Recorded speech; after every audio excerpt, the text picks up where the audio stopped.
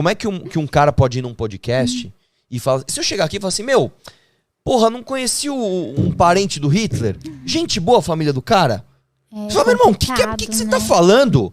Que absurdo. Não quiseram destruir a vida, não estão querendo destruir a vida do monarca porque ele falou uma besteira nesse sentido? Por que quando no Podpah, aqueles dois lixos foram falar, não, gente boa o Fidel Castro, gente boa. O Lula, gente boa, gente boa. Por que não fizeram nada? Chega pra uma família de cubano que morreu a família inteira, que sobrou um, porque a família foi pro oceano, morreu filho, pai, mãe, afogado, aí sobrou um primo. Chega pra esse cara e fala assim, o Fidel era gente boa, você acha legal isso? Aí eu quero ver o cara falar, não, o Fidel era gente boa, ele matou alguns ali pelo certo. Pelo amor de Deus. É terrível, ditador né? é ditador, né? Ditador é ditador. Não importa o partido. Acabou. Né? Bandido é bandido.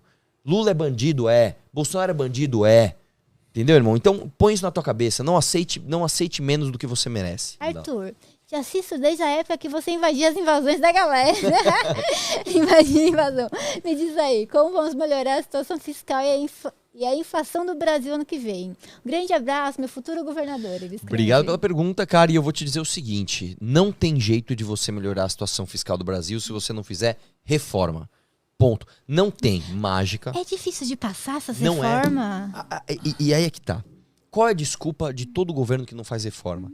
O sistema não quer, o Congresso não deixa, e Não é verdade, não é verdade. É claro que é um degrau, é claro que é um obstáculo, mas isso não é difícil, porque quando um presidente é eleito, principalmente nos seus primeiros 6 meses, ele tá com tudo, ele tá com a bola toda. Sim. Ele tá com um monte de deputados que se elegeram na rabeira dele. Sim. Ele tá com a opinião pública do lado dele. Ele tá com a expectativa inclusive, de quem não votou nele, da melhora, já que entrou esse governo, a maior parte das pessoas não vê o político como o inimigo. Meu, já que esse cara entrou, que ele faça algo por mim. Esse cara tá com tudo. Então, nós não tivemos reforma no governo do PT porque o governo não quer. Tanto que o Lula declaradamente diz, eu vou revogar a reforma trabalhista, vou regular a imprensa, vou regular esse podcast. É isso aí, meu. O Lula tem muita maldade na internet. O que é maldade? É falar mal do governo? Olha o perigo. Mas enfim. E o Bolsonaro não fez porque não quis. Porque não quis. Você só recupera o país fazendo reforma. Que reformas nós precisamos? Nós precisamos urgentemente de uma reforma administrativa que corte privilégios, inclusive do próprio presidente. Corte privilégios do judiciário, corte privilégios dos deputados. Acabe com essa mamata de você roubar e simplesmente não ser punido. Isso, eu tô falando assim, é dar um giro de 180 graus no país. O investidor, né, você pega, por exemplo, tem um fundo chamado BlackRock, é o maior fundo do mundo. Falou abertamente, no Brasil eu não invisto mais. Você tem noção do quão ruim é isso? É a mesma coisa que você tem uma loja de carro, o maior comprador de carro fala assim, ó, na Josi eu não compro mais. Todo mundo fala, pô, se o maior comprador não tá comprando ali, o pessoal segue, né? Eu não vou comprar também. É isso, essa é a situação do Brasil hoje, tá? Então precisa dar o sinal contrário. Meu irmão, nós não vamos quebrar o teto de gastos, nós não vamos revogar a reforma trabalhista, nós vamos fazer uma reforma administrativa que vai colocar o país nos eixos, vai tirar o privilégio dessas pessoas, e nós vamos fazer uma reforma tributária. E a reforma tributária, ela é fácil de passar porque todo mundo quer. Ninguém está falando em aumentar ou diminuir impostos ainda. Nós estamos falando de fazer uma reforma de ver como pagar, porque nós temos aqui não só a maior carga tributária do mundo, como a mais complexa. É um monte, é cascata, é estranho. E vou te dizer, não sei os outros países, mas é horrível. A cada dia surgem 2 ou 3 regras novas. Você não consegue, você não tem competição de quem é o melhor. Sei lá, você tem 2 pessoas que fazem esse copo. Não é quem faz o melhor copo que ganha, é quem tem o melhor contador que descobriu uma maneira de burlar a lei ou de pegar um benefício fiscal que vai vender mais barato. Melhor contador é piada. Hoje é quem tem o melhor escritório com os melhores contadores, porque um cara só não dá mais conta. É verdade. Mano, é tanta lei, mas sozinha, é tanta coisa.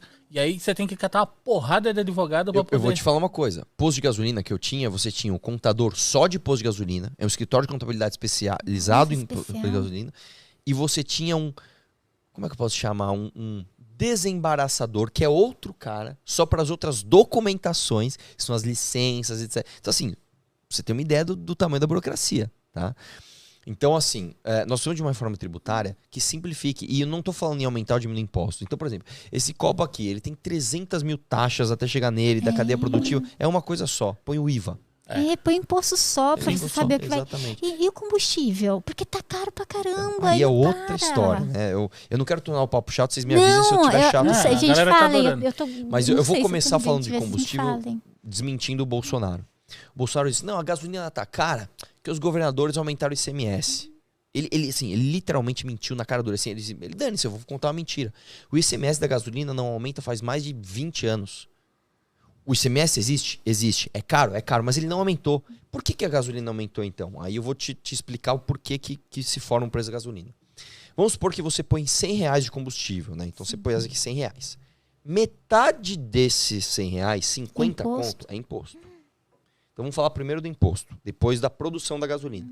Do imposto, como é que você faz para baixar imposto? Você tem que baixar custo. Então é isso que eu te falei. PEC de teto, reforma de previdência, reforma administrativa... Exatamente. Então, aí você conserta o país, você diminui o imposto. Beleza, isso é uma parte. Aí tem a outra parte aqui, que aqui todo mundo mente um pouco. O Ciro Gomes mente também, eu já vou desmentir ele aqui. Aqui significa você tirar o petróleo do chão, refinar esse petróleo, transformar ele em gasolina, distribuir esse petróleo até ao transportador, pegar esse transportador e levar para o posto, pagar o dono do posto, o frentista do posto e colocar no carro. Então, tudo isso aqui está aqui, é só metade do preço. Quando você vai produzir a gasolina, você tira o petróleo e refina, e são dois processos diferentes. No Brasil, nós temos o monopólio da Petrobras, o que é um absurdo. Né? A soberania nacional. Os Estados Unidos são o país que mais se preocupa com soberania nacional. Eles não têm uma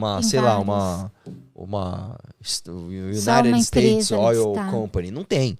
Né? Lá é aberto. Você cavou, achou petróleo, explora aí. Que é a livre concorrência. Aqui no Brasil, nós temos o monopólio.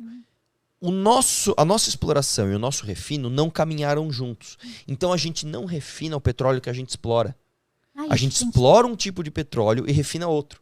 Então você precisa fazer um blend de petróleo do que a gente explora com outros petróleos do mundo para você refinar. Quando você faz essa troca é em dólar. Então quando o Ciro Gomes, aí já vou desmentir o Ciro Gomes, você tem que desdolarizar o preço do petróleo. É mentira, é impossível.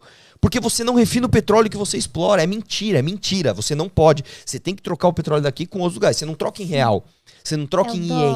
Você troca em dólar. É a moeda. Então, o que acontece? Quando o país vai mal, quando a confiança do país vai mal, quando a corrupção do país é alta, quando o presidente é um retardado que vai ficar brincando de dar golpe militar, desfila com um tanque em frente ao Congresso, diz que vai acabar com o ministro Supremo, a confiança do país cai. A confiança do país cai, o dólar sobe. O dólar sobe, na hora que você vai trocar o petróleo com os lugares do mundo, você está em desvantagem. Então, apesar do imposto, que já é caro, vamos lembrar aqui da formação do preço do petróleo, da gasolina, apesar do imposto que já é caro, que aí é reforma e pá, aqui na produção, neste setor da produção aqui, que é o setor de você explorar e refinar, você está em desvantagem comercial com o resto do mundo. Então é claro que tudo vira uma bola de neve, vira um preço de 8 conto a gasolina. Tá muito caro, nossa. Eu não sei se ficou claro, ficou confuso aqui. Ficou assim um pouquinho, mas acho que deu pro pessoal entender assim. Mas... Só resumindo, preço da gasolina, imposto e exploração. Imposto, reformas, tal, nós pagamos metade disso daqui. Isso é uma coisa. Outra coisa é a exploração. Na exploração, nós trocamos petróleo com outros lugares do mundo. Isso é feito em dólar. Se o dólar tá caro, porque o Brasil tá com um presidente que é retardado, você não consegue trocar de forma eficiente. A gente troca com outra parte do mundo por conta de refinar, você fala? Exatamente. Você não consegue refinar o petróleo que você explora. Então, vou dar um exemplo para você. Não tem capacidade aqui no Brasil a gente explorou o pré-sal. Pré-sal é um dos melhores petróleos do mundo. A gente não consegue refinar o pré-sal. Por quê? Porque as refinarias não acompanharam. E aí, por quê? Aí a gente vai entrar num outro assunto. Não é só investir dinheiro, sei lá, tirar de outro lugar, não? Aí eu vou te explicar o porquê. Vamos lá, que aí tem mais uma coisa. No Brasil existe um negócio chamado conteúdo local. O que é o conteúdo local? Além do monopólio da Petrobras na exploração e no refino, toda prestação de serviço até o 3º nível, para este fim, tem que ser de brasileiro. Então, vou dar um exemplo. Você vai explorar o petróleo, você tem um cara que ele vai trocar as mangueiras da plataforma de petróleo. O melhor é gringo, mas tem que contratar um brasileiro. Ele tem que contratar uma empresa brasileira. Entendi. Só que aí o brasileiro ele tem que comprar a mangueira. A mangueira tem que ser brasileira. Só que aí o brasileiro tem que comprar borracha para fazer a mangueira. Às vezes lá é mais barato. A borracha tem que... Exatamente. Então, é basicamente o seguinte. Eu te dou essas ferramentas, falo... Você tem que fazer essa mesa com essas ferramentas. Aí ele tem as melhores ferramentas do mundo pra fazer mesa. É outro país, eu não posso. Você não pode pegar a ferramenta dele, você tem que competir com ele. Nossa, mas que absurdo. Por que não muda? Parece tão velho agora tem isso. lógica. Por isso que o curso que a gente dava pra Petrobras tinha que ser empresa de prestação de serviço de helicóptero brasileira, a gente já os deu instrutores também, treinamento, tudo era tudo equipamento É brasileiro. ridículo isso, cara. Porque você diz, isso é ideia de Ciro Gomes, isso é ideia de Lula, de protecionista. É aquela ideia assim, não, vamos proteger a indústria brasileira. Você não está protegendo, você está atrapalhando. Tá atrapalhando o crescimento. Porque se você não... Por exemplo, você quer fazer carro. Sim. Você não consegue comprar a melhor prensa para estampar a porta do carro. Você não vai ser competitivo.